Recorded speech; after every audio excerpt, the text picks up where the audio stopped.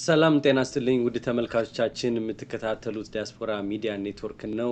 ካሳሁን ይልማ ነኝ። የዛሬው እንግዳችን አቶ አእምሮ ሰፊው ሉልሰገድ በጥብቅና ሙያ አገልግሎት በተለያዩ ስቴቶች የሚያገለግል ነው። በተለይ ቺካጎና ካሊፎርኒያ ሎስ አንጀለስ አካባቢ ግን ድርጅታቸው ኢንተርናሽናል ሌጋል ኤንድ ቢዝነስ ሰርቪስ ግሩፕ በተለያየ ስቴቶች ይገኛል። ኖርዝ ካሮላይናን ጨምሮ በዲያስፖራ ሚዲያ ኔትወርክ ላለፉት 3 ወራት የኢሚግሬሽን ጉዳዮችን በተከታታይ ዝግጅቶችን ስናቀርብ ነበረ። በተቻለን አቅም ወገኖቻችን መረጃ ኖሯቸው በመረጃው መሰረት ማስረጃቸውን አሰናድተው ተዘጋጅተው ለሁሉ ነገር ተዘጋጅተው እንዲጠብቁ ለማድረግ ጥረት ሲደረግ ነበረ። የጥብቅና ሙያ ላይ በተለይ ኢሚግሬሽን ጉዳዮች ጋር የስደተኝነት፣ ጥገኝነት የተለያዩ ከአሜሪካ ውስጥ ለመኖር በሚደረጉ ጥረቶች ውስጥ ፕሮሰሶችን፣ ሂደቶችን ለማከናወን በሙያ ላይ የተሰማሩ ጠበቆችን ማግኘት ከባድ እንደሆነ ደጋግሜ ስናገር ነበረ።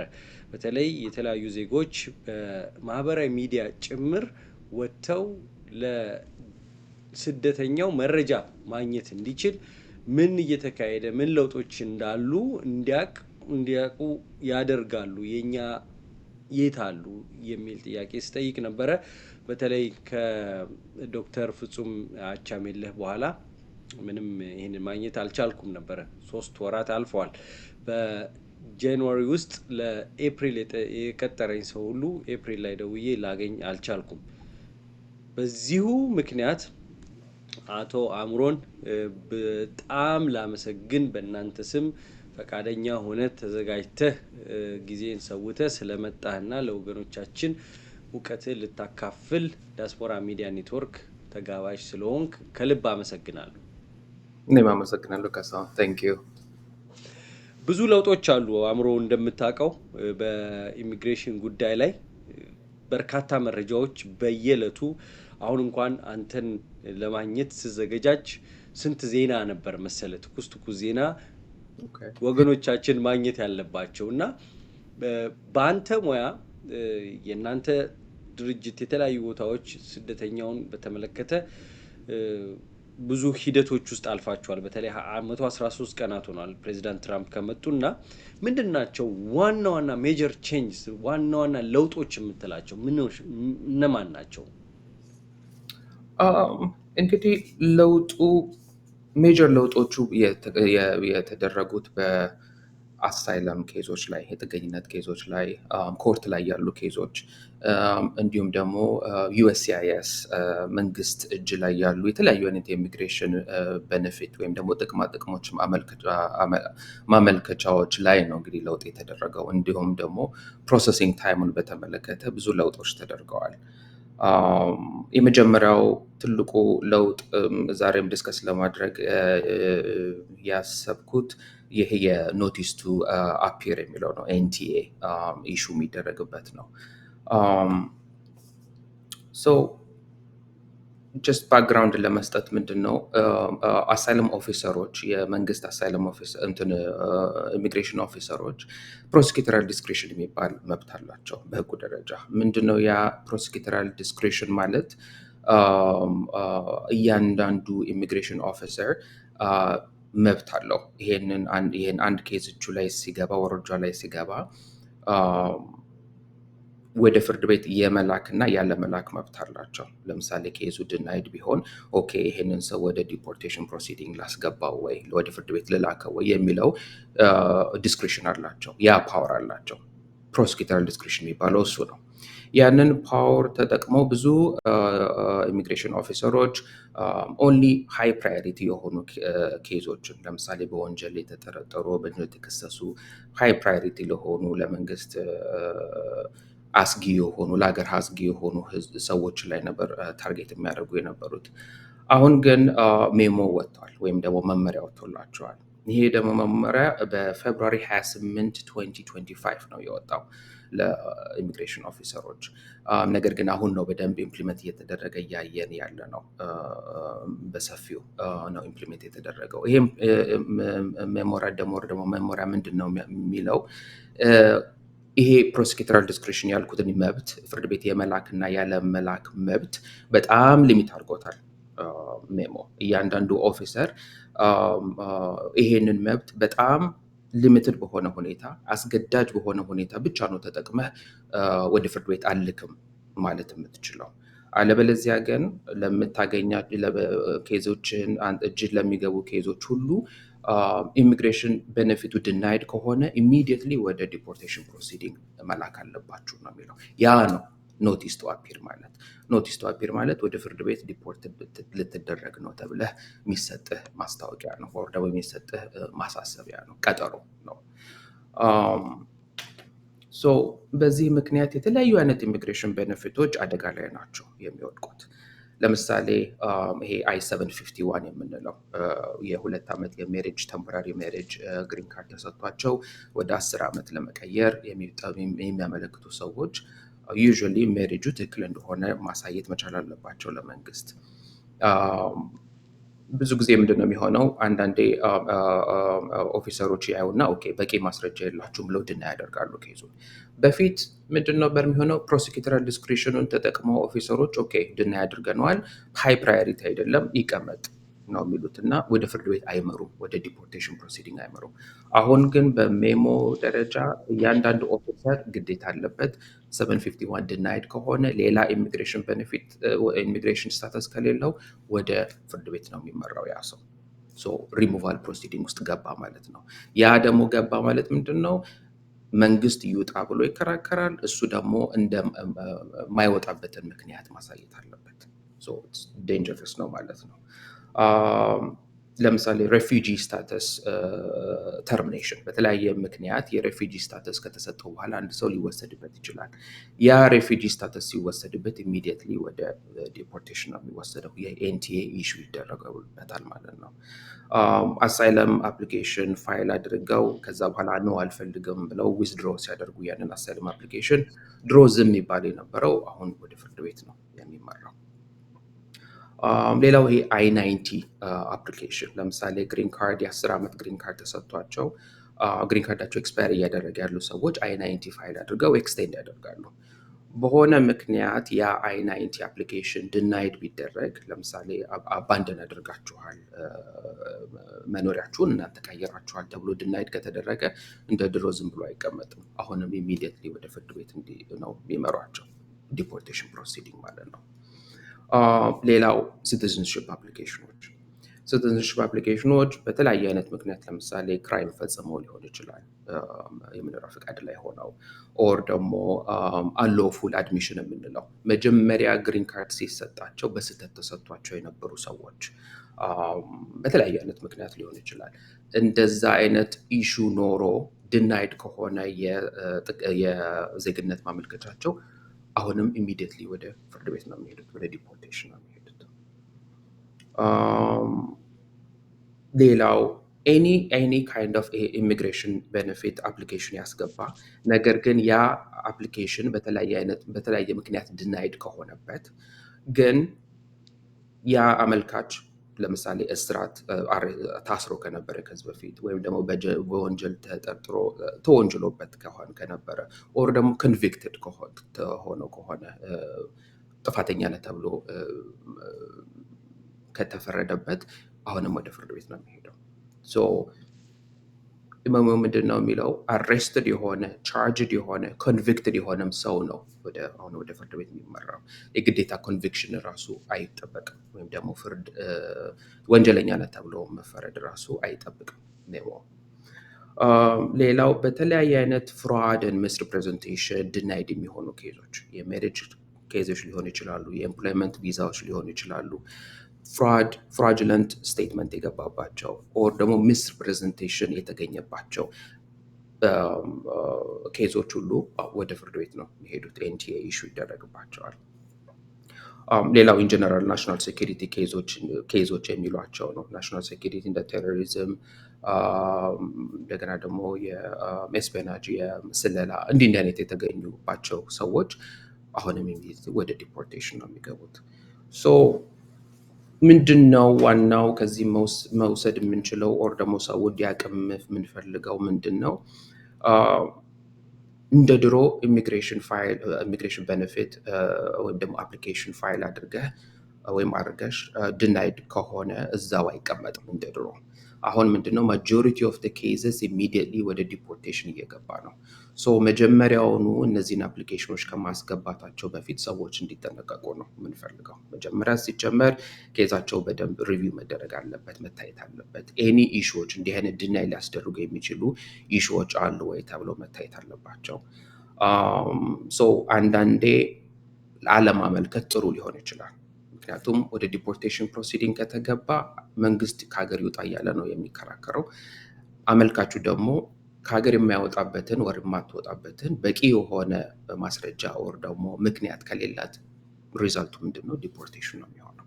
ሶ ሌላ ኢሚግሬሽን ቤኔፊት አገኛለሁ ብሎ ሰው የአልነሰሰሪ የሆነ ዲፖርቴሽን ፕሮሲዲንግ ውስጥ እንዳይገባ መጠንቀቅ አለበት ብዬ ማሳሰብ ነው የምፈልገው። በተቻለ መጠን በአተርኒ እነዚህ አፕሊኬሽኖችን ቢሰሩ፣ ሪቪው ቢደረጉ፣ የጠበቃን እርዳታ ሲክ ቢያደርገኝ አፕሊካንቱ ያንን ነው የምመክረው። ቢካዝ እንዳልኩት አንድ ነገር አተርፋለሁ አገኛለሁ ብለህ የማይሆን ኮርት ፕሮሲዲንግ ውስጥ ነው እየገባ ያለው። ሶ ኦፊሰሮቹ አንደር ፕሬሸር ናቸው። እንዳልኩ እያንዳንዱን ፍርድ ቤት ላለመላክ ራሱ የወሰኗቸውን ኬዞች እያንዳንዱን ኬዞች ሎግ አድርጉ ሁሉ ተብለዋል። ሶ አንደር ላድ ኦፍ ስትረስ ናቸው። ስለዚህ ኦፊሰሮቹ እዛ አይነት ነገር ውስጥ ከመግባት ያገኙትን ኬዝ በጠቅላላ ነው ወደ ድናይድ የሆነውን ኬዝ ነው ወደ ፍርድ ቤት እየመሩ ያሉት። እያየን ነው፣ ኢንክሪዝድ የሆነ ኤንቲኤ ኢሹዋንስ እያየን ነው። ሶ ይህንን ነገር እንዲጠነቀቁ ነው ማሳሰብ እንፈልገው። ስለዚህ ብዙ ዳኞች ተቀጥረዋል፣ ብዙ ኢሚግሬሽን ኦፊሰር ተቀጥረዋል ማለት ነው። ምክንያቱም ብዙ ጊዜ በተለይ ከኮቪድ ወዲህ የብዙ ሰዎች ኬዝ ሲጓተት ከርሞ ነበር እና አሁን እነዚህን ኬዞች በዚህ ፍጥነት እያዩ ወደ ፍርድ ቤት ልከው ቶሎ ወደ ሪሞቫል ፕሮሲዲንግ ወደ ማባረር፣ ከሀገር ማባረር፣ ዲፖርቴሽን ላይ ያተኮረ ስራ የሚሰራው ተጨማሪ ኃይል አስገብተዋል ማለት ነው በሰራተኛ ቅጥር ደረጃ። አንፎርቹኔትሊ እንደዛ አይነት አዲስ ቅጥር አልቀጠሩም። ኢንፋክት እንደውም ሰው ነው ይቀንሳሉ እየተባለ የምንሰማው ያለው። ምክንያቱም የመንግስት ሰራተኞች ላይ ስለሆነ አሁን ቅነሳ እየተደረገ ያለው። ኢሚግሬሽን ጀጆችም አዲስ የተቀጠሩ ኢሚግሬሽን ጀጆች የሉም። ለዛም ነው ብዙ ባክሎግ ያለው፣ ለዛ ነው። እነዚህ ኬዞችም እየሄዱ እዛ ባክሎግ ውስጥ ነው የሚገቡት ወይም ደግሞ እዛ ሰልፍ ውስጥ ነው የሚገቡት። አሁን እየተቀጠሩ ያሉት ቀጠሮ ወደ 2027፣ 2030፣ 2032 ነው። የዛሬ 3 ወር ምንድነው 3 ዓመት፣ 4 ዓመት፣ 5 ዓመት እና ያም ነው ደግሞ አንዱ መጥፎ ነገር። እዛ ውስጥ ከገባ አንድ ሰው ጀስት ጎይንግ ቱ ቢ በጣም ረዥም ዌይት ነው የሚሆነው። አሁን የጋብቻ ሁኔታውን ያነሳው ጋር እዚህ ሳልረሳው መጠየቅ የሚፈልገው ጋብቻ ጉዳይ ላይ በጣም አላርሚንግ ነው፣ በጣም አስፈሪ ነው በአሁኑ ሰዓት። በተለይ በጋብቻ እዚህ በግሪን ካርድ ኬዝ ላይ ሆኖ ትዳር አለኝ ብለው ለኢንተርቪው የሚጠሩ ሰዎች አስደንጋጭ መልስ እያገኙ ነው። አንድ እሱ ነው። ሁለተኛ ደግሞ ዜግነት ግሪን ካርድ ኖሯቸው ዜጋ መሆን ከዲፖርቴሽን ሴቭ ስለሚያደርግ ብዙ ሰዎች ዝም ብለው ቁጭ ያሉ ግሪን ካርድ ሳይቀበሉ ወደ ዜጋ ወደ መሆን ሩጫ ላይ ገቡ። ዜጋ ለመሆን ደግሞ ሲሄዱ ያለው ይሄ ማጣራትና ብርበራ ፍተሻ ጠንከር እያለ መጣ። ቬሪንጉ ለምን አረገው? እንደውም ጭራሽ ምንድነው አሳ ጎርጓሪ ዘንዶ ያወጣል እንደሚባለው ኬዛቸው ችግር ያለባቸው ምናምን ሆነው እየተገኙ ወይም ዲናይ እየተባሉ ከዲናይ በኋላ ደግሞ ምንድን ነው የምትሆነው? ዲፖርቴሽን ፕሮሰስ ውስጥ ልትገባ ትችላለህ። ምክንያቱም ዜግነትን ዲናይ ሲያደርጉ መጀመሪያ ላይ ችግር አለ ማለት ነው። ወደኋላ ሄደው ሁሉ ፋይል ማየት ጀምረዋል የሚል አለ እና እሱን በደንብ አስረዳን አምሮ። ሜሬጅንም ሲቲዝንሽፕንም ስላነሳህ ለሁለት ከፍዬ ዲስከስ አደርጋለሁኝ። ያ ሲቲዝንሽፕ ላይ በጣም ለውጥ አይተናል። አሁን ድሮም የነበረ ህግ ነው፣ አዲስ ህግ ያመጡት ነገር የለም። ግን ምንድን ነው ያልነበረውን ህግ አሁን በደንብ ነው ኢምፕሊመንት እያደረጉ ያሉት። ይሄ ምንድን ነው? አንድ ሰው ሲቲዝንሽፕ ሲያመለክት ብዙ ሰው አንደርስታንድ የማያደርገው ብዙ ፋይል ነው የሚከፈተው። ከዚህ በፊት ግሪን ካርድ ፋይል ያደረጉበት ፋይል ይከፈታል። ኤኒ ሌላ ጥቅማ ጥቅሞች ፋይል ያደረጉበት የስራ ፈቃድ ምናምን ፋይል የተደረገ ለቤተሰብ ፋይል ያደረጉት እሱ ሁሉ ፋይል ይከፈታል። ከእንደገና ደግሞ ወደኋላ ሄደው ኤምባሲ ሲሞሉ ኤምባሲ ቪዛ ሲጠይቁ በተለያየ አይነት ቪዛ በግሪን ካርድም ሊሆን ይችላል፣ ወር በቪዚተርም ለውድ መጥተው ሊሆን ይችላል። እዛ የሞሉት ዲኤስ ፎርምም ይከፈታል። አሁን ብዙ ችግሮች እያየን ያለ ነው እሱ ነው። ሰዎች በራሳቸው ቀላል ነው ኢዚ ነው ብለው ሄደው ሲቲዝንሽፕ ፋይል ያደርጋሉ። ከዛ በኋላ ኢንተርቪው ላይ ከኦፊሰር ጋር ችግር ይፈጠራል። ምክንያቱም የኛ ሰው ብዙ ጊዜ ኤምባሲ ሲገባ ልጅ የለኝም ብሎ ሊገባ ይችላል። ልጅ እያለው ሚስት የለኝም ሚስት እያለው እንደዛ ሊገባ ይችላል። ወር ደግሞ ያልሰራበትን ቦታ ሰርቻለሁ። የተለያዩ አይነት ኢሾች አይተናል። እዚህ ከመጣ በኋላ እዚህ ሲቲዝንሽፕ ከመጣ በኋላ ያፋጠጧቸዋል አፕሊካንቶቹን። ክሊርሊ ውሸት ነበረ። ያ ምንድነው ውሸት ሆኖ አይቀርም። ምንድነው የሚለው ፍራጅላንት ስቴትመንት ሰጥታችኋል፣ ሚስሪፕሬዘንት አድርጋችኋል። ስለዚህ መጀመሪያውንም ግሪን ካርዱ ሲሰጣችሁ በትክክል አልተሰጣችሁም። እንኳን አሁን ሲቲዝን ለመሆን ይቅርና ግሪን ካርድም ራሱ አይገባችሁም የሚል ኮንክሉዥን ላይ ነው የሚደርሱት። ያንን ኮንክሉዥን ላይ ከደረሱ ኢሚዲየትሊ ወደ ዲፖርቴሽን ነው የሚወስዱት። ብዙ ኬዞችን አይተናል፣ ወደ ዲፖርቴሽን አሁን የገቡ ኬዞችን በዚህ ምክንያት ሲቲዝንሽፕ የዛሬ 10 ዓመት ከዛ በላይም በግሪን ካርድ ተቀምጦ የነበሩ ሰዎች ግሪን ካርድ ሲቲዝንሽፕ ፋይልስ በማድረጋቸው አሁን ፕሮሲዲንግ ውስጥ ኤንዳፕ ያደረጉ ሰዎች አሉ። ያንን ነው ማሰብ ያለ። ኤቭሪ ዶኪመንት ይታያል፣ ኤቭሪ ፋይል ይከፈታል። የሚታዩ ኤኒ ኢንኮንሲስተንሲዎች ስቴትመንቶች ሁሉ ቬሪፋይ ይደረጋሉ ሲቲዝንሽፕ ላይ። ያ ነው ወደ ፍርድ ቤት ሪሙቫል ፕሮሲዲንግ ውስጥ የሚያስገባው። እንግዲህ እዛ ፕሮሲዲንግ ውስጥ ከተገባ አስቸጋሪ ነው። ምክንያቱም ቅድም እንዳልኩት መንግስት ይውጣ እያለ ነው የሚከራከረው። ምክንያቱም ማስረጃዎች አሉኝ፣ እንዲህ ዋሽተዋል ወይ ዋሽታለች። ግሪን ካርድም እውነቱን ብናቅ ኖሮ ግሪን ካርድ ኢሹ አይደረግላትም ነበረ። ስለዚህ ሎፉሊ አድሚትድ አይደለም ይሄ ሰው ይውጣ እያለ ነው መንግስት የሚከራከረው። በቂ ማስረጃ ከሌለው ያ ሰው እንግዲህ መጨረሻው የሚሆነው ዲፖርቴሽን ነው ማለት ነው። ስለዚህ በጣም አደገኛ ነገር ነው። አንዳንዴ አለማመልከትም ጥሩ ሊሆን ይችላል። እዛው ባለበት ሳይነካኩት ጥሩ መቀመጡ ይሻላል። አንዳንዴ በግሪን ካርድ ግን ያንን ሁሉ የሚታወቀው ቁጭ ብሎ ከባለሙያ ጋር ኬዛቸውን ሲያሳዩ ነው። ሌላው የሜሬጅን ያነሳኸው ደፍኒትሊ በሜሬጅ ባለፈው አድሚኒስትሬሽን ብዙ ሜሬጅ ኢንተርቪዎች ዌብ እየተደረጉ ነበረ። እንደ ፖሊሲ ደረጃ ይዘውት በቂ የሚመስል ዶክመንት እስካስገቡ ድረስ። እስቲ አእምሮ ይሄንን ወደ ሜሬጁን የጋብቻውን ሳትሄድ ተመልካቾቻችንን በማስታወቂያ እናቆያቸውና ተመልሰን እንመጣለን። ተመልካቾቻችን የምትከታተሉት ዲያስፖራ ሚዲያ ኔትወርክ ነው። አእምሮ የጥብቅና ሙያ በተለይ የኢሚግሬሽን ጉዳዮችን በደንብ የሚከታተል እና በዝርዝር ምን እየተካሄደ እንዳለ ባለፉት 3 ወራት እና አሁን እየሆነ ያለውን ነገር እያስረዳ ነው። ስለዚህ እያንዳንዱ ነገር በደንብ መረጃ ስለሚሰጠን እንድትከታተሉን በትህትና ጠይቃለሁ። ከማስታወቂያ በኋላ ተመልሰን እንገናኛለን። በጊዜ ግቡ በሚለው መሪ ቃል መጓዛችን የስኬታችን ምንጭ ነው። የዛሬን ብቻ ሳይሆን የወደፊቱን ፍላጎቶን መረዳታችን ልዩነታችን ነው። በከተማችን ተወዳጅ ሰፈር ሳር ቤት ቫቲካን ኤምባሲ ጎን የሚገኘው ሳይታችን ላይ ዘመናዊ አፓርትመንቶችን እና ሱቆችን ሽያጭ ጀምረናል። የከተማው ግዙፍ ጂምናዚየምና የሕፃናት መጫወቻ ከሀገርኛ እስከ ኤዥያ ምግቦች በአማራጭነት የሚያገኙበት ፉድ ኮርትም የዚሁ ሳይት አካል ነው። ከባለ አንድ መኝታ ጀምሮ የአፓርትመንት አማራጮች አሉን። ለአጭር ጊዜ በሚቆየው የማስታወቂያ ዋጋ ከ350 ሺህ ብር ቅድመ ክፍያ ጀምሮ በሳር ቤት የሱቅ ባለቤትም መሆን ይችላሉ። ጀምቦሮ ሪል ስቴት። በጊዜ ግቡ።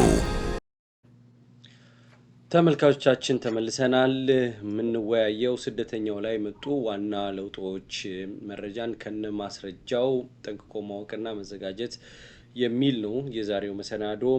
አቶ አእምሮ ሰፊው ሰገድ በቺካጎ፣ በሎስ አንጀለስ እና ሌላም በኖርዝ ካሮላይና ስቴት በጥብቅና ሙያዎች የሚያገለግል ድርጅት ውስጥ ነው የሚሰራው። በተለይ ቺካጎ እና ኤሌ ብዙ ደንበኞች አሉት። የኢንተርናሽናል ሌጋል ኤንድ ቢዝነስ ሰርቪስ ግሩፕ ውስጥ ነው የሚሰራው።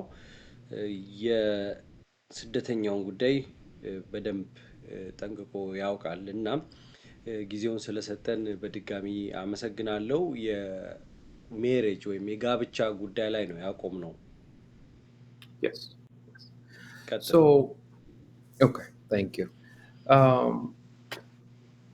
በአለፈው አድሚኒስትሬሽን ብዙ ነገር ቀላል ነበረ። እስፔሻሊ ደግሞ ሜሬጅ አፕሊኬሽን በተመለከተ ምንድን ነበር እንደ ፖሊሲ ተይዞ የነበረው? አመልካቾች በቂ የሚመስል በቂ የሆነ ማስረጃ ካላቸው ስለ ሜሬጃቸው ትክክል ለመሆኑ በቂ የሆነ ማስረጃ እስካስገቡ ድረስ ኢኒሺያሊ ኢንተርቪው ዌይቭ ይደረግና ዲሲዥን ይሰጣል። አሳይለም ኦፊሰር ምንድነው ኢሚግሬሽን ኦፊሰሮቹ ዲሲዥን ይሰጣሉ የሜሬጅ አፕሊኬሽኑ ላይ። ብዙ ነገሮችን አውቃሉ ነበር። አንደኛ ያው ኢንተርቪው ስለሌለ ፕሮሰሲንግ ታይሙ አጭር ነበር የሚኖረው። እንደገና ደግሞ ብዙ ኢሹዎች አይነሱም ነበረ። ነገር ግን አሁን እንደ ፖሊሲ ደረጃ ይዘውት ኢንተርቪውን ማንዳተሪ ሆኗል። ሚኒንግ ኦልሞስት ኤቭሪ አፕሊኬሽን የሚገባው ኤቭሪ አፕሊኬሽን ሁሉ ለኢንተርቪው የተጋለጠ ነው የሚሆነው። ያ ኢንተርቪው ማለት ምንድን ነው? ያው ባልና ሚስት አፕላይ ያደረጉት ሰዎች አንድ ላይ ሄደው ኢንተርቪው ኦፊሰር ፊት ኢንተርቪው የሚደረጉበት ነው። አንድ ላይ ሆነው ኢንተርቪው ሊደረጉ ይችላሉ። ኦር ደግሞ ስታክ ኢንተርቪው የምንለው ለያይተውም ኢንተርቪው ሊያደርጉ ይችላሉ። ሶ በጥያቄዎቹ፣ በዶክመንት ሪቪው፣ በዲሲዥን አሰጣጡ በጣም ብዙ ለውጥ እናያለን። ነገሮች ጠበቅ ብለዋል። ይሄንንም ደግሞ ብዙ ድናያል ነው እያየን ያለ ነው። በዚህ ምክንያት በፊት ትንንሽ ኢሹዎች የነበሩት አሁን እንደ ትልቅ ኢሹ ሆኖ ሊቀርቡ ይችላሉ እንደሚያየው ኦፊሰር አመለካከት። እንደገና አዲስ የመጣው ደግሞ አሁን ለሚያመለክት ሜሬጅ ግሪን ካርድ ለሚያመለክት ሁሉ ሶሻል ሚዲያ ስክሩቲናይዝ ይደረጋል። ሶ እያንዳንዱ ያመልካቹ ሶሻል ሚዲያ ፕሬዘንስ ምን እንደሆነ፣ እንደገና ይሄ በማህበራዊ ገጾች ላይ ፖስት የሚያደርጋቸው የምታረጋቸው፣ የሚናገሯቸው፣ የሚጽፏቸው ያ ነገሮች ሁሉ ይታያሉ። እሱም አንድ ለውጥ ነው። በፊትም ነበረ የተወሰነ ባክግራውንድ ቼክ ይደረግ ነበር። አሁን ግን ተጠናክሮ ነው የመጣው። ምንድን ነው የሚፈለገው ወር ደግሞ ምንድን ነው ለማየት የሚፈልጉት እዛ ውስጥ የሚለውን ነገር ያው አንድ ሰው በህጉ ደረጃ ለሀገሪቷ ሴኪሪቲ ችግር ሊፈጥር የማይችል ሰው እንደሆነ ማረጋገጥ ነው የሚፈልጉት። ነገር ግን አሁን በምናያቸው ኢንሲደንቶች ያ ዴፊኒሽን በጣም ሰፍቶ ብዙ አስተያየቶች እና ብዙ አመለካከቶች እዛ ውስጥ ፎል ሊያደርጉ ይችላሉ። ምንድነው ማስጠንቀቅ የምፈልገው እያንዳንዱ ሰው እንደዚህ ሜሬጅ አፕሊኬሽን ሲያስገባ ኤኒ ኢሚግሬሽን አፕሊኬሽን ሲያስገባ ሶሻል ሚዲያ ላይ ያለውን ፕሬዘንስ በደንብ መጠንቀቅ አለበት። እሱን ነው ዋናው። ሌላው ሜንቴን ኢሚግሬሽን ስታተስ። ሌላ ፎል ባክ የሚያደርጓችሁ ለምሳሌ ስቱደንት ቪዛ ላይ ከሆነ አንድ ሰው ወደ ሜሬጅ ግሪን ካርድ መሄድ ከፈለገ ስቱደንቱን ወዲያውኑ ትቶ ነው ጠቅላላ ሄዶ ወደ ሜሬጅ አፕሊኬሽን የሚገባው። ያንን ሰጀስት አናደርግም። ያላችሁን ቫሊድ ኢሚግሬሽን ስታተስ ሜንቴን ማድረግ፣ ከዛ በኋላ የሜሬጁን ኦን ደ ሳይድ ግሪን ካርዱን ፕሮሰስ ማድረግ ትችላላችሁ።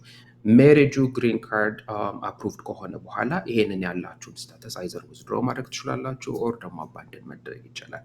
ለምንድነው ያንን ሰጀስት የምናደርገው? አንደርላይኒንግ የሆነ ቫሊድ የሆነ ኢሚግሬሽን ስታተስ ካለ የሜሬጁ ግሪን ካርድ እንኳን ዲናይድ ቢሆን ምንም የሚመጣ ይዞ የሚመጣ መዘዝ አይኖርም። አለበለዚያ ግን ይሄንን ኤፍ1ን ለምሳሌ ስቱደንት ቪዛውንም አባንደን ተትቶ ኦር ኤች1ቢ ቪዛውንም ተትቶ ሜሬጅ ላይ ብቻ ከሆነ ዲፔንድ የሚደረገው ሜሬጁ ግሪን ካርድ አፕሊኬሽን ዲናይድ ሲሆን ኢሚዲየትሊ ቅድም እንዳልነው ወደ ፍርድ ቤት ዲፖርቴሽን ነው የሚመራው።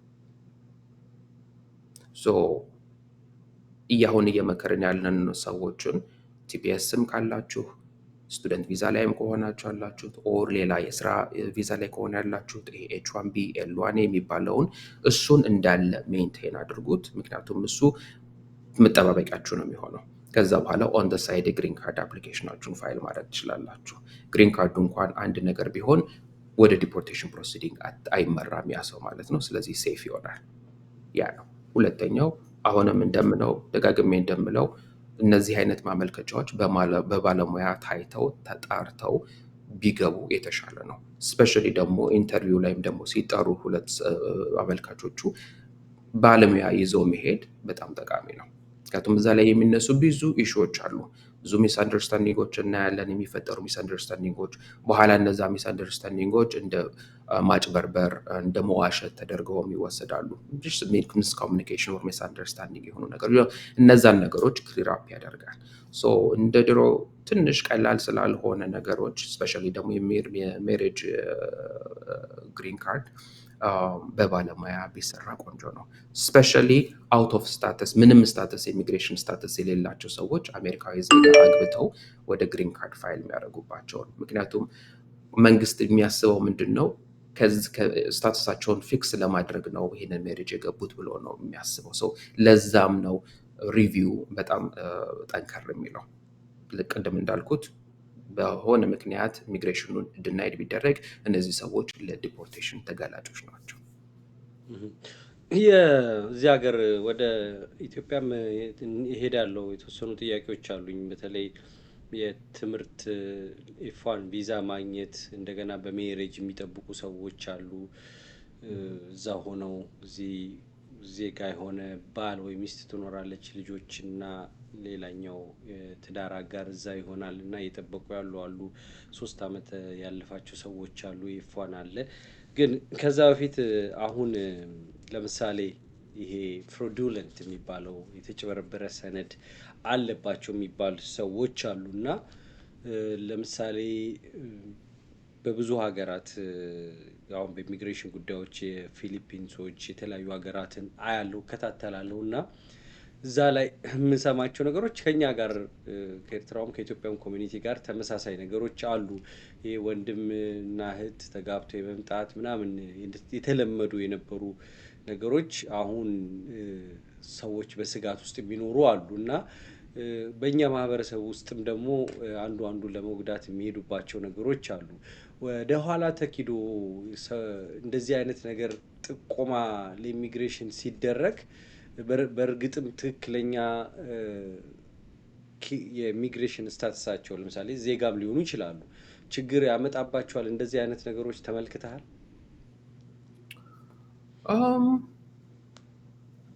አሉ ኢቨን ትክክለኛ ሜሬጅም ሆነው ኦልሬዲ ፋይል ከተደረጉ በኋላ ያው ሜሬጅ ነው አይደል? በመሀላቸው ግጭት ሲፈጠር ሄደው ወይ ሚስት ወይ ባል ሄደው ሪፖርት የሚያደርጉ አሉ። ሳልፈልግ ነው የተጋባሁት፣ ወረቀት ብቻ ነው ብሎ ያገባኝ ወር ያገባችኝ የሚሉ ማመልከቻዎች የሚሰጡ አሉ ለኤምባሲ። ሆነስትሊ ስፒኪንግ ምን ያህል ነው ያንን ጥቆማ ኢንተርቴን የሚያደርገው ወይም ደግሞ ያንን ጥቆማ ሚዛን ውስጥ የሚያስገባው ለሚለው ነገር ምንም ማወቅ አንችልም። ምክንያቱም ማንም ተነስቶ ጥቆማ ሊሰጥ መስጠት ይችላል። ኦፊሰሮቹ ያን ያህል ክብደት ሰጥተውት የሚያዩት አይመስለኝም። ያው ሪቪው ማድረግ ይችላሉ፣ ኬሱን ከእንደገና ሪቪው ሊያደርጉት ይችላሉ፣ ኦር ኢቭን ሆልድ ሊያደርጉትም ይችላሉ የተወሰነ ጊዜ። ነገር ግን አንድ ሰው ተነስቶ ጥቆማ ስለሰጠ ብቻ ኬዙ ይበላሻል ወር ዲናይድ ይሆናል ማለት አይደለም። ነገር ግን ያው ይሄንን ሳልናገርም አልፈው በእንደዚህ ትክክለኛ ያልሆነ ሜሬጅ ሰው መግባት የለበትም። ስፔሻሊ በአሁኑ ሰዓት መቼም መግባት የለበትም። ቢካዝ ሲቪል ፔናልቲዎች አሉት፣ ክሪሚናል ፔናልቲዎች አሉት። ወደፊት ሊያገኘው የሚችለው ነው ልታገኘው የሚችለውን ኢሚግሬሽን ቤኔፊትም ራሱ ሪስክ ውስጥ ነው የሚከተው። እንደዚህ አይነት ፍራጅለንት ኦር ሚስ ሪፕሬዘንቴሽን ኦር ደግሞ የውሸት ሜሬጅ ሻም ሜሬጅ ይሉታል በህጉና እንደዛ ሜሬጅ ከተገኘ ፐርማነንት የሆነ ኢሚግሬሽን ባር ነው የሚሆነው። ሰው ከዛ መቆጠብ ይኖርበታል። ስለዚህ ሲቲዝን የሆኑ ሰዎች ላይ ሊመጣባቸው የሚደርሰው ሪቪው መልሶ ፋይልን አይቶ ኬዛቸውን ዲስሚስ አድርጎ ከሀገር ዲፖርት የማድረግ ነገሩ እድሉ ጠባብ ነው ካለው ኬዝ ብዛት አንጻር፣ ወይስ ያ ሪፖርት የደረሰው ክፍል እንደሚያየው እይታ ይወሰናል? እንግዲህ ሲቲዝን ያለውን ሰው ዲፖርት ለማድረግ ትንሽ ቀላል አይደለም። ሁለት አይነት ነገሮች አሉ። ዲናቹራላይዜሽን ፕሮሰስ ይባላል። ሲቲዝን ያለውን ሰው ወደ ዲፖርት ለማድረግ በሁለት ዓመት ውስጥ የተገኘ ሲቲዝንሽፕ ከሆነ ዲናቹራላይዜሽን ፕሮሰስ ቀላል ነው። አድሚኒስትሬቲቭሊ ነው የሚደረገው። መንግስት ራሱ ደብዳቤ ጽፎ ሊወስደው ይችላል፣ ሪቮክ ሊያደርገው ይችላል ሲቲዝንሽፕ። ከሁለት ዓመት በላይ የሆነ ሲቲዝንሽፕ ግን የግዴታ በፍርድ ቤት ነው ማለፍ ያለበት። እሱ ትንሽ እንትን ያደርገዋል፣ ነገሮችን ውስብስብ ያደርገዋል፣ ከባድም ያደርገዋል፣ ጊዜም ይወስዳል። ነገር ግን ያን ማለት ግን መንግስት እነዚህን ፕሮሲዲንጎች ዜጎች ላይ ከማንሳት የሚከለክለው የለም። ዜጋ ነኝ ብሎ እንዲህ አይነት ነገር ውስጥ መግባት ሪስክ ነው በጣም። ወደ ኤፍ1 ቪዛ እና ኢትዮጵያ ላይ ስላሉ ሁኔታዎች እስቲ ምናልባት የምታውቃቸው በአንተ የህግ አማካሪ ቢሮም የሚታዩ ነገሮች ካሉ የኤች1 ቢ ቪዛ በተለይ እዚህ ሀገር ለስራ የሚመጡ ሰዎችን ሁኔታ በደንብ የሚመለከት ህግ አማካሪ ድርጅት ነው ያላችሁ? ምንድን ነው እዛ ላሉ ሰዎችስ ያለህ ምክር? ዋና ዋና ለውጦችስ ምንድን ናቸው በእነዚህ ላይ? እንግዲህ ፕሮባብሊ ሪሰንትሊ እንደሰምታችሁ ዜናም ስለነበረ ብዙ የተማሪዎች ቪዛ ተርሚኔት አድርገዋል። መንግስት ብዙ ተማሪዎች ቪዛ ተርሚኔት ተደርገዋል። ሰርቪስ ሬከርዳቸውም እዚህ ተማሪ መሆናቸው የሚያሳየው ሬከርድ ሰርቪስ ሬከርድ ይባላል። እሱንም ራሱ ተርሚኔት ተደርጎባቸዋል በመንግስት። ያም የተደረገው ለምንድን ነው? በጣም ማይነር ለሆኑ ኢንሲደንቶችም ሬድ ላይት ቀይ መብራት ስለጣሰ ኦር ደግሞ ስፒድ ስላደረገ ሲነዳ ኦር ስትነዳ፣ ሌላ ደግሞ ከፍተን ላሉ ደግሞ እንደዚህ የስርቆት ወንጀል የማጭበርበር ወንጀል እንዲህ የተገኘባቸውን ተማሪዎች በጠቅላላ በጅምላ ነው ተርሚኔት ያደረጉት።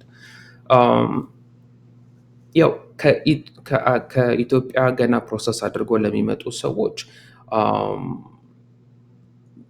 ምን ሊያጋጥማቸው ይችላል የሚለው ነገር በጣም እርግጠኛ የሆነ ወር ደግሞ ሶሊድ የሆነ ዴታ የለንም። ግን ምንድን ነው ይሄ ፋሚሊ እና ፋይናንሻል ታዮች የሚሏቸው አሉ የሚያዋቸው። አንድ ተማሪ ሲያመለክት ወር ደግሞ አንድ ኤች1ቢ ቪዛ ቤኔፊሻሪ የሆነ ሰው ሲያመለክት ሰፊሽንት የሆነ ፋሚሊ እና ፋይናንሻል እስስር አለው ወይ ከሀገሩ ጋር? ምክንያቱም ተመልሶ ወደ ሀገሩ እንደሚመለስ ማወቅ ይፈልጋሉ። ያንን ነገር ኦፊሰሮች ጠንክረው ስክሩትናይዝ ማድረግ ይፈልጉ ይሆናል። ለምሳሌ ባንክ ስቴትመንት ሲያቀርቡ አንድ ሰው ነው የ6 ወር ባንክ ስቴትመንት ወር የ1 ዓመት ባንክ ስቴትመንት ነው የምንፈልገው ሊሉ ይችላሉ፣ ሊጠይቁ ይችላሉ። ኦር ደግሞ ስፖንሰር የተባለውን ስፖንሰር ሆናለሁ ያለውን ሰው ደግሞ ፋይናንሻል ደግሞ ሞር ዶክመንት ሊጠይቁ ይችላሉ እዛ ላይ። እንደየትምህርት ቤቱም ደግሞ ዲሲዥናቸው ሊለያይ ይችላል። ለምሳሌ ትልቅ ዩኒቨርሲቲ ከሆነ የታወቀ ዩኒቨርሲቲ ከሆነ ያው ድናይድ የመሆን ቻንሱ ለስ ነው። እንደገና ደግሞ ትንሽ የሆኑ እነዚህ ኮሚኒቲ ኮሌጆች ወር ደግሞ ትንሽ ብዙም ትልቅ ያልሆኑ ዩኒቨርሲቲዎች ላይ ደግሞ አድሚሽን አድርገው የሚመጡ ተማሪዎች ስክሩትናይዝ ሲደረጉ እናያለን። ከዚህ ውጭ ግን ሜጀር የሆነ ለውጥ የለም በዚህ አድሚኒስትሬሽን ኤክሰፕት ያው ቅድም ያልኩትን ሶሻል ሚዲያ ይታያል። ስፔሻሊ ደግሞ ተማሪ ሆኖ ሲመጡ አሁን እንደምንሰማው ከሆነ ተማሪዎች ሆናችሁ ወደዚህ ሀገር ስትመጡ እንግዶች ናችሁ፣ ስለዚህ እንደ እንግዳ አክት አድርጉ እየተባሉ ነው በመንግስትና ኤኒ የአሜሪካን ሀገር ጥቅም የሚነካ ወር ደግሞ አሜሪካ ለቆመችለት ሀሳብ ተጻራሪ የሆነ ነገር ሶሻል ሚዲያ ላይ ፖስት የሚያደርጉ ወር ደግሞ ኢቭን ሼር የሚያደርጉ ተማሪዎች ያው ችግር ይገጥማቸዋል ብለን ነው የምናስበው። ከዛ ውጪ ሜጀር የሆነ ለውጥ የለም። አመሰግናለሁ አእምሮ። በእናንተስ በኩል የስደተኛው ጉዳይ እንዳለ ሆኖ በእናንተ በባለሙያዎቹ በኩል ምንድነው ፕሬሸሩ? ለምሳሌ እነዚህ ሁሉ ነገሮች ካሉ እናንተ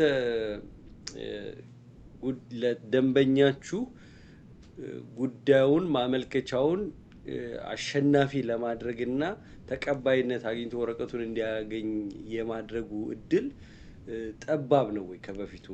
እናንተ ላይ ያለው ጫናስ? definitely ጫና አለው። ጫና አለው ምክንያቱም እናውቀዋለን አፕሊኬሽኖች ከበፊቱ በበለጠ በደንብ ሪቪውድ እንደሚሆኑ ስክሩቲናይዝድ እንደሚሆኑ ይገባናል። ስለዚህ ጫና አለ። ለዛም ነው መጀመሪያውንም ኬዞቹን ስናዘጋጅ ከበፊቱ በበለጠ መልኩ ብዙዎቹን ኢሹዎች ከቨር እንዲያደርግ አድርገን ዶክመንት የምናቀርበው፣ እንደገና ደግሞ አመልካቾቹንም ፕሪፔር የምናደርጋቸው። ከዛ ውጪ ግን ሞር አሁን ፕሬሸር ደግሞ ሌላ ለኛ የሆነብን ምንድን ነው? ቅድም እንዳልኩህ አንድን ሰው ኢሚግሬሽን ቤኔፊት አስገኝለታለሁ፣ ለምሳሌ ግሪን ካርዱን አስገኛለሁ ብለህ ኦር ሲቲዝንሽፕ ያስገኛለሁ ብለህ ኦር ሌላ ቤኔፊቶች አስገኛለሁ ብለህ የማይሆን እንደውም ከሀገር መውጣት አለብህ የሚል ነገር ላይ እንዳይገባ ነው የኛ ጭንቀት፣ ዋናው ጭንቀት። አሁን ብዙ ሰዎች አሉ አሁን እንደዚህ ኮንሰልቴሽን አድርገን ሁኔታቸውን አይተን ኬዞቻቸውን አይተን ኦኬ ይህንን ነገር ብትገፋበት እና ብትቀጥልበት እንዲህ አይነት ሪስኮች አሉት፣ ሪስኩን አስዩም አድርግ ወር ሪስኩን አስዩም አድርጊ ብለን ነው የምንሄደው። ከዛ ውጭ ግን ያው ኢሚግሬሽን ማለት የሰው ላይፍ ነው፣ ዲፔንድ የሚያደርግበት ነው። ልጆችን ንብረትም የሚያፈራበት የምታፈራበት፣ እንደገና ስራቸውም ኑሯቸው እዚህ የሆነ ነው እና እያንዳንዱ ኬስ ስትረስፉል ነው ዴፊኒትሊ። ቢኮዝ ዊን ለማድረግ ብቻ ሳይሆን መሄድ ያለብን ለማሸነፍ ብቻ ሳይሆን የምንሄደው አላስፈላጊ የሆኑ ሪስኮችንም ኤክስፖዝ ማድረግ የለብንም። እሱንም ነው እንዲረዱት ቁጭ ብለን ኤክስፕሌን የምናደርገው እና ብዙ ጊዜ አሁን የምናጠፋው እዛ ላይ ነው። ኢኒሻል ኮንሰልቴሽናችን፣ ከዛም በኋላ ደግሞ ኦኬ መውሰድ ፋይል ማድረግ የምንችል ከሆነ ኦኬ ይሄንን ፋይል ማድረግ እንችላለን፣ ማንችል ከሆነ ደግሞ አንችልም ኦር ደግሞ ሪስክ አለው ብለን ኤክስፕሌን አድርገን ዲሲዥኑን መጨረሻ ውሳኔውን ባለጉዳዩ የምንተው። ግን ቅድም እንዳልከው ኦፍኮርስ ስትረስፉል ነው። የእኛ ማህበረሰብ ዋና ቻሌንጂንግ የሆነ ለእናንተ ፈታኝ የሆነ ባህሪው ምንድን ነው? በተለይ አሁን ካለው አስተዳደራዊ ለውጥ ጋር ተያይዞ የመጣው የጥገኝነት ጥየቃ የስደተኛ ሁኔታ ከባድ እንደመሆኑ መጠን ለእናንተ ከባድ የሚያደርገው የኛ ማህበረሰብ ሁኔታ ምንድን ነው? ምንስ ማሻሻል አለበት ብለህ እንደው የባለሙያ ምክር ትሰጣለህ? ኢን ጀነራል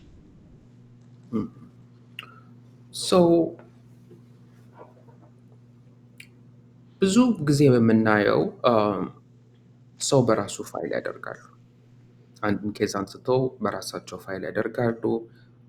የጠበቃ እርዳታ አይጠይቁም፣ ኮንሰልትም አያደርጉም፣ ወር ደግሞ የጠበቃ ፋይል እንዲያደርግም አያደርጉም። ብዙ ነገሮች ከተበላሻሹ በኋላ እኛ ጋር ይመጣሉ። አንዳንዴ ምንም ፊክስ ማታደርገው ነገር ነው። እዛ ላይ የሰጠኸው ስቴትመንት አለ፣ የተናገርከው ነገር አለ፣ ያስገባኸው ዶክመንት አለ። ክሊር የሆነ ኢንኮንሲስተንሲ ካለ፣ ክሊር የሆነ ሚስሪፕሬዘንቴሽን ኦር ፍራጁለንት ስቴትመንት ካለ እዚህ ጋር ብትመጣ አሁን ጠበቃ ብታስገባ ብዙ ፊክስ የማይደረጉ ነገሮች አሉ። ዋናው ትልቁ ችግር እኛ የምናየው ሰው በራሱ ፋይል ያደርግና ማይሆን ደረጃ ላይ ሲደርስ ኦልሬዲ ሊሞት ያለን ደረጃ ላይ ሲደርስ ነው እኛ ጋር የሚመጣው። አንዳንዴ ያው ሊገል ክፍተቶች ምናምን ካሉ እሱን ዲስከስ አድርገን አሳይተን ሊገል ብሪፍ አድርገን እንደገና አፊዳቪቶችን ሰብስበን እንደገና አፒል ብለን ሂሪንግ ይዘናቸው ገብተን የሚሳኩ ኬዞች አሉ። ፐርፌክት ዳትስ ጉድ። ግን ደግሞ ምንም ደግሞ አድርገን ሪቫይቭ ላናደርጋቸው የምንችላቸውም ደግሞ ኬዞችም አሉ። ካለው ከገባው ኢንፎርሜሽን ከገባው ዶክመንት ከተነገረው ከተባለው ማለት ነው። ያ ነው ትልቁ ነገር የምናየው ነው። እንግዲህ ምክንያቱን አላውቅም። ፕሮባብሊ ገንዘብ ለመቆጠብ ኦር ነገሮችን ለማፋጠን ይሆናል ሰዎች በራሳቸው ፋይል ያደርጋሉ። ያንን ነው ትልቅ ችግር የምናየው። ያ ነገር አቮይድ ቢደረግ ቆንጆ ነው። ሚስ ያደረግነው ነገር አለ ምናልባት ጋዜጠኛው ያልጠየቀው እንደው ሊታለፍ አይገባም የምትለው ነገር አለ? ቱ ኢሹዎች አሉ ዲስከስ ብናደርግባቸው ትንሽ ነካ አድርጊያቸው ላልፍ እችላለሁኝ። አይ በደንብ ብትገባበት ጥሩ ነው። ካሉ ጠቃሚ ነው ብለህ ካሰብካቸው እድሉን እሰጥሃለሁ። ያው ኢንተርቪው በጣም ጨምሯል፣ የአሳይነው ስኬጁሊንጎች የሚለውን እሱንም ተመልክተናል ብዬ አስባለሁ። በደንብ የመፈተሽ የመበርበር ነገሩም በተለይ አጀስትመንት ስታተስ ላይ እሱንም አይተዋል ብዬ አስባለሁ። ምናልባት የቀረ ያልካቸውን 2 ነጥቦች ግን በደንብ ሂድበት። የመጀመሪያ አንደኛው ነጥብ ምንድን ነው? አዲስ ፖሊሲ ወጥቷል። ኢሚግሬሽን ኮርቶችን የሚነካ ጀጆችን የሚነካ ማለት ነው። ይሄ ምንድን ነው? ፕሪተርሚኔሽን ፖሊሲ ይባላል። ፖሊሲው የወጣው ኤፕሪል 11 ላይ ነው 2025 ለጠቅላላ ለጆጆቹ ነው፣ ለዳኞቹ ነው ዲስትሪቢዩት የተደረገው። ይሄ ፖሊሲ ምንድን ነው? ትንሽ ጠንካራ ያለ ፖሊሲ ነው። ሲጀምር ራሱ ፖሊሲው ሲጀምር እያንዳንዱ ዳኛ ኬዙን ያለውን በእጁ ላይ ቢሆን ደግሞ በሱ ስር ያሉትን ወር በሷ ስር ያሉትን ኬዞችን ኤፊሽንትሊ በብቃት ማኔጅ ማድረግ እና ዲሲዥን ቶሎ የመስጠት ግዴታ አለባቸው። ነገር ግን ከምናየው ከ4 ሚሊዮን በላይ የሆኑ ኬዞች ያንን ግዴታችሁን እየተወጣችሁ አይደላችሁም ብሎ ነው ሜሞ ራሱ የሚጀምረው። ኢሚግሬሽን ጀጆች ላይ ከፍተኛ የሆነ ጫና ነው የሚያሳርፈው ሜሞ። ምንድነው ይሄ ሜሞ የሚለው? ያሉትን ኬዞች ኢሚዲየትሊ ክሊር አድርጎ ነው የተባሉት ጀጆቹ። ያ ማለት ምንድን ነው? ምንም አይነት አቬኑ የሌላቸው ምንም አይነት ሰፊሽንት በቂ የሆነ ኢንፎርሜሽን ያልገባባቸው በቂ የሆነ ዶክመንት ያልገባባቸውን ኬዞች ሂሪንግ ኮንዳክት ሳታደርጉ እዛው ተርሚኔት አድርጉ ነው የተባሉ ያሉት። ሚኒንግ ኖርማሊ ፕሮሰሱን ኤክስፕሌን ለማድረግ አንድ ሰው አሳይለም ካመለከተ በኋላ ዳኛ ፊት መብት አለው የማቅረብ ማልወጣበት ምክንያት ይሄ ነው፣ ወደ ማልመለስበት ወደ ሀገሬ ምክንያት አለኝ፣ እነሱም ደግሞ 1 2 3 ምክንያት ይሄ ነው። ኤቪደንስ የማቅረብ ማስረጃዎች የማቅረብ ኤክስፕላኔሽን የመስጠት እንደገና ደግሞ ሰውስ ምስክር የማቅረብ የሁሉም መብት አለ ያን ዶክመንቶችን ለማቅረብ። ግን ምንድነው አሁን ያሉትን ኬዞችን ጀጆቹ እያዩ እንዲህ አይነት ዶክመንት በቂ የሆነ ዶክመንት የሌላቸው በቂ የሆነ ኢንፎርሜሽን ያልተሰጣቸውን ኬዞች ዳኞቹ መብት ተሰጥቷቸዋል ሂሪንግ ኮንዳክት ሲያደርጉ ኢሚዲየትሊ ተርሚኔት ማድረግ እያደረጉም ነው። ምንም እድል ሳይሰጥ ኬዝህ ምንድን ነው ዶክመንት የት አለ ሳይባል በገባው እቺ 589 በምትባለው ፎርም መሰረት ዳኞች ያንን ኬዝ ተርሚኔት እያደረጉ ዲፖርቴሽን ኦርደር እያስገቡ ክሊር አውት እንዲያደርጉ መብት ተሰጥቷቸዋል። ያንን እያየን ነው። በጣም አደገኛ የሆነ ሜሞ ነው። የጠበቃ ኮሚኒቲ ኢሚግሬሽን አተርኒ ኮሚኒቲም ክሊር የሆነ ነገር የለንም። ምንድን ነው የሚፈልገው? ፎርሙ ብቻ የገባበትን ኬዝ ነው ድናይድ የሚያደርጉት ኦር ደግሞ ዲክላሬሽንም አብሮ መግባት አለበት ኦር ኤቪደንሶች አብሮ መግባት አለበት? ክሊር የሆነ ነገር የለንም። ሞር በዚህ ሜሞ በዚህ ፖሊሲ አደጋ ላይ የሚወድቀው ማን ነው? ያለ ጠበቃ ራሱን ሪፕሬዘንት አደርጋለሁ ብሎ ፍርድ ቤት የሚሄድ ሰው ነው። በጣም ጥንቃቄ መደረግ አለበት። ትልቅ ለውጥ የምንለው ይሄኛውም ፖሊሲ ነው። ኦልሬዲ አሁን ኢምፕሊመንት እያደረጉት ነው። እዛ ላይ ነው ሰዎች መጠንቀቅ ያለባቸው። ያለ ሂሪንግ ተርሚኔት ይደረጋል ኬዝ ማለት ነው። ወደዛኛው ሳትሻገር እዚህ ጋር አንድ ጥያቄ ልጠይቅህ። ዳኞቹ ከሚመጣው አስተዳደር ጋር ፍሌክስ ያደርጋሉ ይከረበታሉ ማለት ነው ወይስ የሚመጣው መመሪያ ይጫናቸዋል ያንን እንዲያደርጉና የራሳቸውን ስራቸውን እንዳያጡ ስለሚጠነቀቁ በሚመጣው መመሪያ መሰረት ነው የሚሰሩት? የሚመጣውን መመሪያ ግዴታ መከተል አለባቸው። መመሪያውን ካልተከተሉ ይባረራሉ። ያው የመንግስት ቅጥረኛ ናቸው እኮ እነሱም ያው ገለልተኛ ናቸው። ኬዞቹን ገለልተኛ ሆነው ያያሉ ኢን ፕሪንሲፕል እንደዛ ብለን እናስባለን እንጂ ያው ደሞዛቸው የሚከፍለው መንግስት ነው። ያንንም ሜሞ ካልተከተሉ ስራቸውንም ሊያጡ ይችላሉ። እንደገና ደግሞ እያንዳንዱ ጀጅ ወደ 4 ሚሊዮን የሚጠጋ ኬዝ ነው አሁን ባክሎግ ያለው። እያንዳንዱ ጀጅ እያንዳንዱ ዳኛ ከፍተኛ የሆነ ኬዞች ነው ያለው ኦር ደግሞ ያላት። ያንን ኬዞች ክሊር አውት የማድረግ ግዴታችሁ ነው። ግዴታችሁን ደግሞ እየተወጣችሁ አይደላችሁም ተብሎ ነው ራሱ አታክ ያደረጋቸው። በተቻለ መጠን እንደዚህ ያለ ጠበቃ የተሞሉ እነዚህ 589 ፎርሞች ምንም ኢንፎርሜሽን የሌላቸው፣ ምክንያቱም 589ን አስገብቶ ነው የስራ ፈቃድ ማመልከት የሚችለው ሰው ያችን 589 እንደሆነ አድርጎ ያስገባል። ያንን እያዩ በቂ የሆነ መስሎ ካልታያቸው እዛው ዲሲዥን እየሰጡ ምንድነው ጉዳይ ራሱ ተብሎ ሳይጠይቁ ዲሲዥን እየሰጡ ነው ኬዙን ካንስል እያደረጉ። ስለዚህ ፋይል እያራገፉ ነው ማለት ነው። ኤግዛክትሊ የተደረደረውን ከሸልፍ ሞቲቬሽንም ነው፣ ለዳኞቹም ሞቲቬሽን ነው። ምክንያቱም ያንን ሁሉ ኬዝ ይዘው መቀመጥ አይፈልጉም። እንደገና ደግሞ ይሄም መመሪያውን ደግሞ ግዴታ ይጥልባቸዋል። ስለዚህ አት ኤንድ ማን ነው የሚጎዳው? አመልካቸው ነው የሚጎዳው።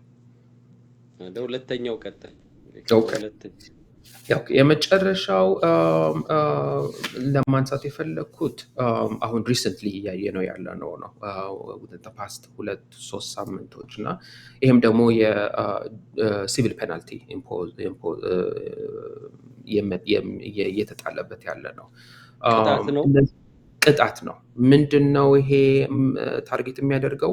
ከዚህ በፊት ውጡ ተብለው ኢሚግሬሽን ኮርት ሄደው እናንተ ዲፖርትድ ሆናችኋል፣ ካሁን በኋላ ከሀገር መውጣት አለባችሁ ተብለው የተቀመጡ ሰዎች ነው የሚመለከተው። እነዚህ ሰዎች አሁን ሲቪል ፔናልቲ ኦልሬዲ እጃቸው ላይ ኖቲስ እየደረሳቸው ነው። በህጉ ደረጃ 1996 የወጣውን ህግ ነው ኢምፕሊመንት እያደረጉ ያሉት። ምንም የተለየ አዲስ ያመጡት ህግ የለም። ምንድነው ኢምፕሊመንት እስካሁን ተደርጎ አይታወቅም ነበር። አሁን ነው ኢምፕሊመንት እየተደረገ ያለው። ይሄም ደግሞ ምንድነው ለምሳሌ 2022 ላይ ውጣ የተባለ ሰው ኦልሬዲ $880,000 ክፈል ተብሎ ሲቪል ፔናልቲ መጥቶበታል። እንደገና 1.8 ሚሊዮንም አይተናል።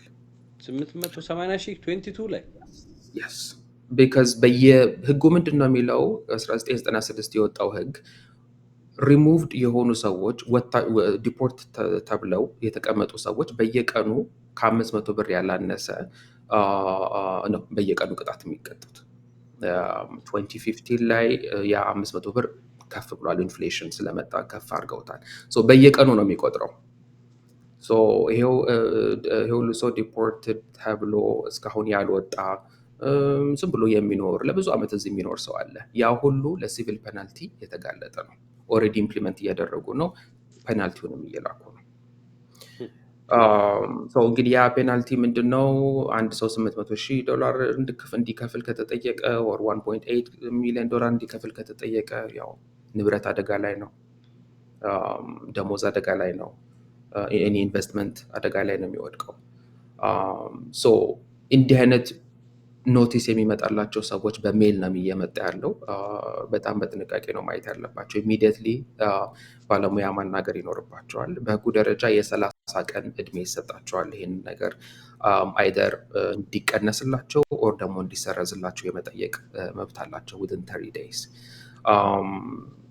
መጀመሪያ ካልኩሌት ተደርጎ ትክክል ነው ወይ አማውንቱ የመጣው ውጣ ከተባለበት ጊዜ ጀምሮ እስካሁን ድረስ በየቀኑ ካልኩሌት ተደርጎ አሁን ክፈል የሚባለው ትክክል ነው ወይ የሚለው ካልኩሌሽን መደረግ አለበት።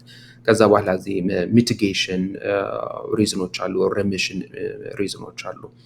እነሱም ኤክስፕሌን ተደርገው በ30 ቀን ውስጥ መግባት አለበት። መንግስት ያንን አይቶ አይደር ስትራይክ አውት ሊያደርገው ይችላል፣ በጠቅላላ ካንስል ሊያደርገው ይችላል፣ ኦር ሚቲጌት ሊያደርገው ይችላሉ፣ ዝቅ ሊያደርጉት ይችላሉ።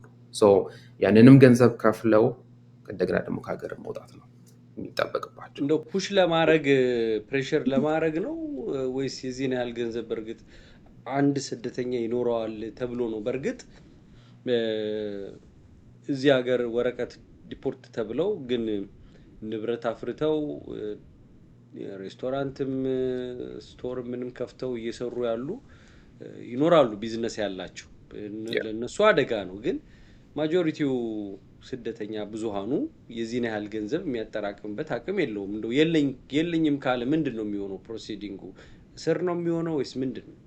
አሁንም ገንዘብ እንቀጣለን የሚል በተለይ ራሳችሁን ዲፖርት አድርጉ ብለው ይሄ አፑን አለ አይደለ?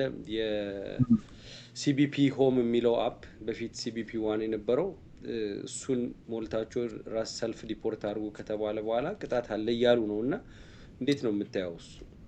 ያ የተለየ ነው። ያ ሬጅስትሬሽንን በተመለከተ አልተመዘገባችሁም እና ቅጣቱ ነው። ይሄ ግን ዲፖርት ከተባሉበት ቀን ጀምሮ ስላልወጡ በየቀኑ የቻርጅ የሚደረግ ቅጣት ነው። የሲቪል ፔናልቲ ነው። ድሮም ያለ ህግ ነው፣ ግን አሁን ግን በደንብ ኢምፕሊመንት እየተደረገ ነው። ሚኒንግ ኖቲስ ኦፍ ኢንቴንሽን ቱ ፋይል ነው፣ ቱ ፋይን የሚል ነው በሜል እየላኩ ያሉት። ለእያንዳንዱ ቀን ላልወጣበት ሰው ያ ቀን ያ ሁሉ ገንዘብ ቻርጅ ይደረጋል። ለአመታት የተቀመጡ ሰዎች አሉ። ለዛም ነው አሁን ወደ 800 እና 1 ነጥብ ምናምን ገንዘቡ የሚደርሰው ለዛ ነው። ኢሚግራንቱ ያን ያህል ገንዘብ አለው ወይ ሊከፍል ይችላል ወይ? አይ ቲንክ ኢትስ ኢሬሌቫንት ቢካዝ መንግስት ኦልሬዲ ክፈል እና ወጣ ነው እያለ ያለው። ያለውን ገንዘብ ከመውሰድ የሚከለክለው የለም መንግስት።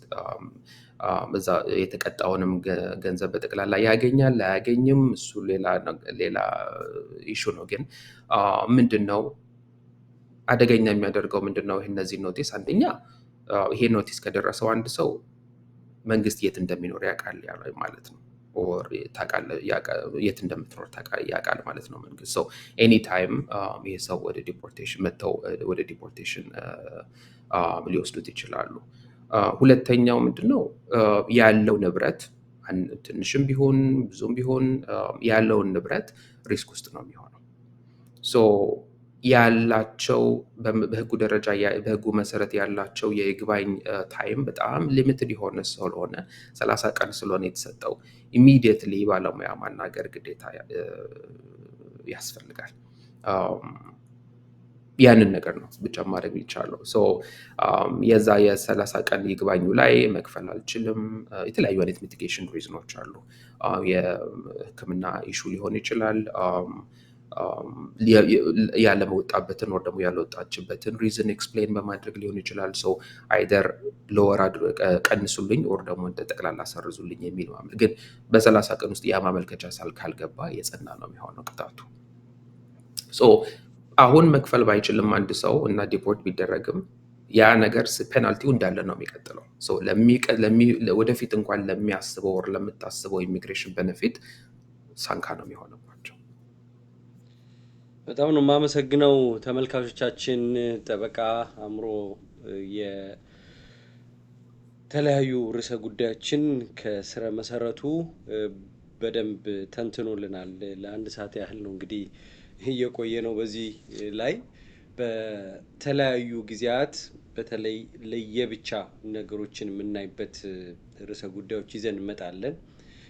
ዛሬ መጀመሪያችን ስለሆነ በተለይ በእነዚህ 113 ቀናት ውስጥ በትራምፕ አስተዳደር የመጡ ለውጦችን እና ምን ያህል ስደተኛው ላይ ተጽዕኖ እንደሚፈጥሩ የተመለከትነው ያንን ነው በዝርዝር። ዛሬ ቀደም ሲል በተሰራጨው የዲያስፖራ ሚዲያ ኔትወርክ ዜና ላይ እንዳያችሁት ወደ 60 የሚጠጉ ነጭ ደቡብ አፍሪካውያን ያለምንም ፕሮሰስ በስቴት ዲፓርትመንት በቻርተር አውሮፕላን የዩኤንን ወይም የስደተኛውን ትክክለኛ የአመጣጥ በተለይ አሳይለምን ያን ሂደት ሳያልፉ በታሪክም በዩኤን ውስጥ በአሁኑ ሰዓት 38 ሚሊዮን ስደተኛ ቢኖርም ከዛ ውስጥ አንድም ደቡብ አፍሪካዊ ነጭም ሆነ ጥቁር ስደተኛ ሆኖ በዩኤን ውስጥ ያልተመዘገበ መሆኑ ተረጋግጦ፣ ነገር ግን የትራምፕ አስተዳደር በልዩ ሁኔታ ነጭ ደቡብ አፍሪካውያን ላይ የዘር ጭፍጨፋ ወይም ጄኖሳይድ እየተፈጸመ ነው በሚል አምጥቷቸዋል። ስለዚህ ጸጉረ ልውጥ የሚባለው የትኛው ነው? ጥቁሩ ነው ወይም ብራውን ስኪኑ ነው? ኤዥያዊው ነው? አረቡ ነው? ደቡብ አሜሪካው ነው? ይህንን የመጣውን ከጊዜው ጋር ጫናው ምን ያህል ከባድ እንደሆነ የምንታይበትም እይታ ምን ያህል እንደሆነ በደንብ ማወቅ ያስፈልጋል። ልካችንን ማወቅ ያስፈልጋል። የቱ ጋ ነው በዚህ አስተዳደር የምንታየው?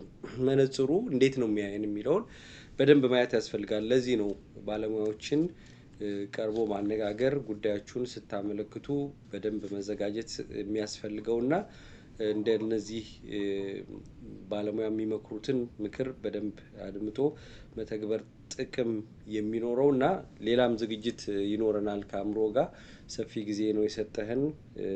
ዝግጅቱ ላይ ለሰጠህን ትንታኔ በአድማጮች በተመልካቾች ስም ከልብ አመሰግናለሁ። ትንሽ ዛሬ ጉሮሮዬን እያዝ አድርጎኛል፣ ምን እንደሆነ አይታወቅም። ይቅርታ ጠይቃለሁ። ሁላችሁንም ስለተከታተላችሁን አመሰግናለሁ። በመጨረሻ ድርጅትህን አንተን ማግኘት እንዴት እንደሚፈልጉ ቢጠይቁኝ ግራ እንዳይገባኝ አንተው ብትናገር ይሻላል። ኦኬ። ድርጅታችን ኢንተርናሽናል ሊጋል ኤንድ ቢዝነስ ሰርቪስስ ግሩፕ ይባላል። ቤዝ ያደረግነው ሺካጎ፣ ኤልኤ፣ ኖርት ካሮላይና አለን። ነገር ግን ያው ፌዴራል ኢሚግሬሽን ህግ ፌዴራል ስለሆነ በየስቴቱ ነው የምንሰራው። ከዌስት ኮስት፣ ኢስት ኮስት፣ ሚድዌስትም ክላይንቶች አሉን፣ ቴክሳስ ብዙ ክላይንቶች አሉን። ኤኒባዲ ሪች አውት ማድረግ የሚፈልግ ኦር ኮንሰልቴሽን ስኬጁል ማድረግ የሚፈልግ ሰው ካለ ስልክ ቁጥር ኦር ኢሜይል መስጠት እችላለሁኝ። ኦር ደግሞ አይ ዶንት ኖ ስልኩን ብትሰጥ ጥሩ ነው። በስልክህ ይደውላሉ። ኢሜይሉን ደግሞ እኔ ከስር በዲስክሪፕሽኑ ላይ አስቀምጥላችኋለሁ ዩቲዩብ የምትከታተሉ። ፐርፌክት። ስልክ ቁጥሩ 323-455-6030 333-455-6030 ኦኬ 333 እሺ፣ አመሰግናለሁ። በድጋሚ ተመልካቾቻችን በሌላ ዝግጅት መልሰን እንገናኛለን። አብራችሁን ስለቆያችሁ ከልብ አመሰግናለሁ። በድጋሚ ካሳሁን ይልማ ነኝ። ጠበቃ አእምሮ ሰፊው ሉል ሰገድ ከቺካጎ ከኤልኤ ብዙ ቦታ አለ። የተለያየ ቦታው ናችሁ ስትጠይቁኝ የነበራችሁ ጠበቃ እባክህ ፈልግልን ስትሉ የነበራችሁ ይኸው ትክክለኛ ባለሙያው ስልክ ሰጥቷል 333 455 6030 እዛ ላይ ደውላችሁ ልታገኙ ትችላላችሁ። ኢሜሉን ደግሞ ዲስክሪፕሽን ላይ ከስር ድሮፕ አደርገዋለሁ። ሁላችሁም በያላችሁበት ጤና ሰላም ሁኑልኝ። አእምሮ ከልብ አመሰግናለሁ። ደህና ሁኑ። Thank you so much. Bye. እሺ